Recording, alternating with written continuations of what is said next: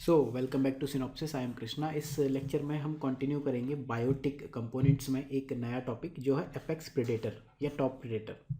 जो आपकी general books हैं वो प्राइमरी कंज्यूमर से डिकम्पोजर पे ख़त्म हो जाती हैं, बट उसके बाद दो तीन इंपॉर्टेंट टॉपिक्स हैं जिससे क्वेश्चंस आते हैं। Apex predator, then trophic cascade क्या है, then mean trophic level, fractional trophic level and human trophic level. तो ये बहुत एडवांस्ड चीज़ें हैं जो आपको बुक्स में मिलेंगी ही नहीं। जनरल बुक तो छोड़ दो, ऑप्शनल के बुक्स में भी नहीं मिलेंगी।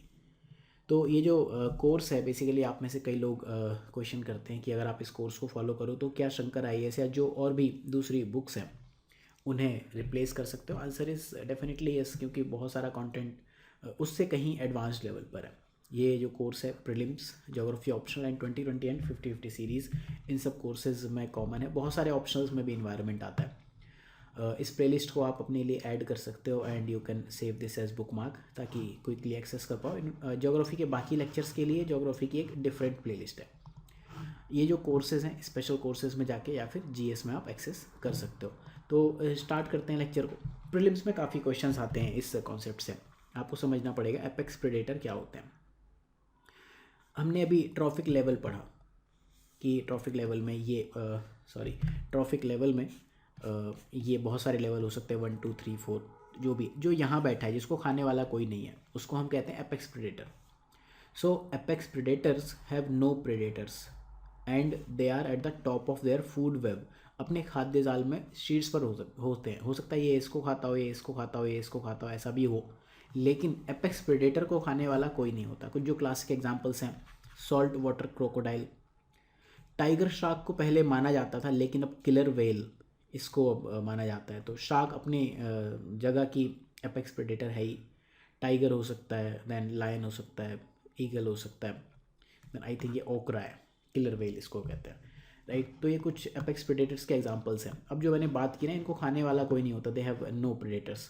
तो इस तरह से अगर आप देखो एक ओशन की फूड वेब, तो कोई ना कोई किसी को खा रहा है, लेकिन यहाँ आप देखो ब्लू वेल को खाने वाला कोई नहीं है। लेकिन विद टाइम ये समझ में आया कि ब्लू वेल को किलर वेल खा सकती है। ये ओशन की एपेक्स प्रेडेटर मानी जाती है। इसको खाने वाला पूरे ओशन में, पूरे समुद्र में कोई नहीं मिलता है। बट हाँ, ये अपने इकोसिस्टम की एक एपेक्स प्रेडेटर ज़रूर है।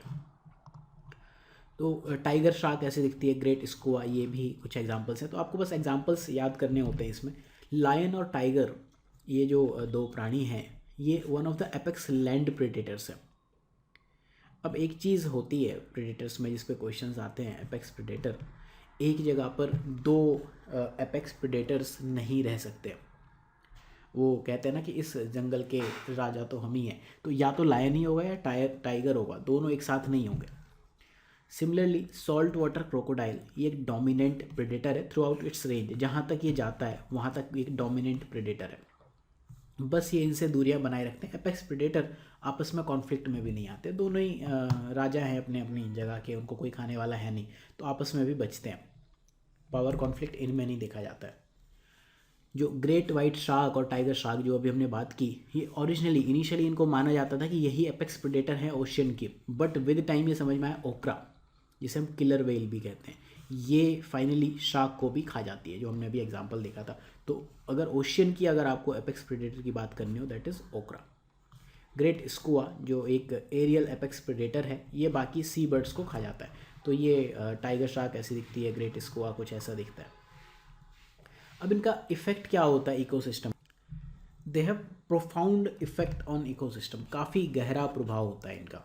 दे कंट्रोल प्रे डेंसिटी, पूरी जो उनकी प्रे डेंसिटी है उनको कंट्रोल करते हैं। स्मॉलर प्रेडेटर उनकी पॉपुलेशन को रेस्ट्रिक्ट कर सकते हैं और खुद सेल्फ रेगुलेशन भी कर सकते हैं।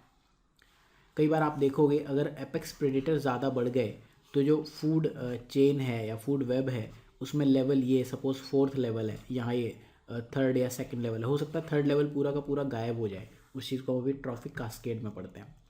तो ये प्रे डेंसिटी को कंट्रोल कर सकते हैं। अब 3rd लेवल गायब हो गया तो हो सकता है फिर 2nd लेवल बढ़ जाए, 2nd लेवल बढ़ जाए तो हो सकता है फिर जो लेवल 1 है प्राइमरी प्रोड्यूसर्स, वो घट जाएंगे।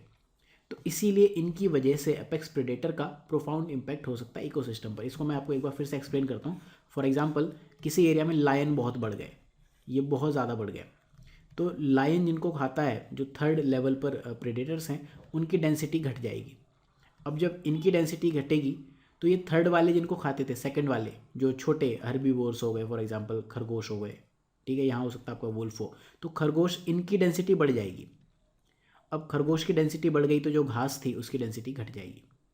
तो इसे हम बेसिकली टॉप डाउन कास्केड कहते हैं। आगे हम अगले लेक्चर में समझेंगे, बट आप ये समझ रहे हो ना कि सिर्फ एपेक्स प्रेडेटर इनको आप कंट्रोल कर लो, पूरा इकोसिस्टम चेंज हो सकता है।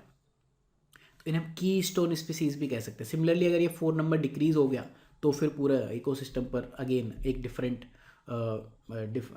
इफेक्ट आएगा। तो ये these are central to functioning of ecosystem. तो जब भी कंजर्वेशन इफेक्ट होते हैं, आप कंजर्वेशन बायोलॉजी में पढ़ोगे, हम आगे आने वाले लेक्चर्स में देखेंगे कि टॉप प्रेडेटर्स के इर्द गिर्द सारे कंजर्वेशन एफर्ट्स चलाए जाते हैं। लायन या टाइगर को सेव करने के लिए आप देखोगे प्रोग्राम चलते हैं, वुल्फ को सेव करने के लिए प्रोग्राम नहीं चलते। वो इंडिविजुअल स्पीसीज़ है, कोई इंडेंजर्ड हो सकते, कोई अलग कैटेगरी में हो सकते, बट वुल्फ के इर्द गिर्द आपको ऐसा नहीं दिखेगा उसको बचाने के लिए एक अलग से प्रोग्राम चल रहा है। बट जो टॉप प्रेडेटर्स हैं उनके इर्द गिर्द आपको कंजर्वेशन एफर्ट दिखेंगे, बड़ी बड़ी स्कीम्स दिखेंगे। अगर आपको ऐसे कुछ एग्जाम्पल्स पता है तो do let me know in comment section, I would like to see those all things. तो जैसे अभी मैंने बात की, no two top predators occupy same ecosystem. Lion और टाइगर एक साथ नहीं रहते, रहेंगे भी नहीं, अभी हमने बात की, राइट। 2 पावर सेंटर एक ही जगह नहीं हो सकते, एक म्यान में 2 तलवारें नहीं रह सकती। They are central to functioning of ecosystem, regulation of disease, maintenance of biodiversity, अभी हमने समझा इसको। तो रिसेंट टाइम में एक एग्जाम्पल दिखता है एपेक्स प्रेडेटर के इंट्रोडक्शन का, इफेक्ट ऑन इकोसिस्टम। जो आर्कटिक फॉक्सेज हैं, आर्कटिक लोमड़ियाँ, इनको जब वापस इंट्रोड्यूस किया गया सब आर्कटिक आइलैंड में, तो इन्होंने क्या किया कि सी बर्ड्स का प्रेडेशन किया। उसकी वजह से ग्रासलैंड जो वेजिटेशन, प्राइमरी वेजिटेशन थी, बढ़ी। देखो हुआ क्या, आर्कटिक फॉक्सेस ये आपके टॉप प्रेडेटर हैं उस एरिया के, तो ये बढ़े। उस वजह से जो सी बर्ड्स हैं वो घट गई। अब सी बर्ड्स हैं तो इनिशियली जो ग्रासलैंड्स वहाँ दिख रहे थे वो विद टाइम टंडड़ा फॉरेस्ट में, पूरे प्रॉपर फॉरेस्ट वेजिटेशन में कन्वर्ट होते हुए देखे गए। ये एक बहुत क्लासिक एग्जांपल आज के टाइम में देखने को मिलता है। अब एक कॉन्सेप्ट आता है मेसो प्रेडेटर रिलीज हाइपोथेसिस। तो ये इसका क्या मतलब है? इसका मतलब ये है a collapsing population of the apex predator results in dramatically increased population of meso predators. मतलब क्या हुआ, अगर एपेक्स प्रेडेटर की जो पॉपुलेशन है वो कोलैप्स कर जाएगी तो उसकी वजह से जो मेसो प्रेडेटर हैं, मतलब सेकंड या थर्ड लेवल के प्रेडेटर्स हैं, ये आपका 4 है, ये 3 है ट्रॉफिक लेवल, ये 2 है, ये 1 है, अगर 4 ड्रामेटिकली कोलैप्स हो गए तो विद टाइम ये डिक्रीज़ हो जाएंगे। तो हम ये इंक्रीज़ हो जाएंगे, मेसो प्रेडेटर्स 3 बढ़ जाएंगे। इसी को हम मेसो प्रेडेटर रिलीज हाइपोथेसिस कहते हैं, जो अभी तक हमने समझा उसके लिए एक कीवर्ड है।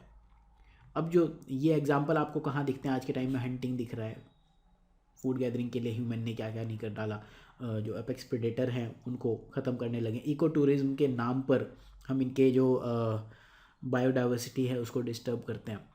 जो टाइगर सफारी हैं या फिर फॉर एग्जांपल टाइगर शार्क को देखने के लिए लोग डीप सी डाइविंग भी कर लेते हैं, उसकी वजह से कहीं ना कहीं उनकी इकोलॉजी अफेक्ट होती है। विद टाइम टॉप प्रेडेटर्स का बिहेवियर चेंज हो सकता है, उस वजह से वो वहाँ से जा सकते हैं, विद टाइम रिमूव हो सकते हैं।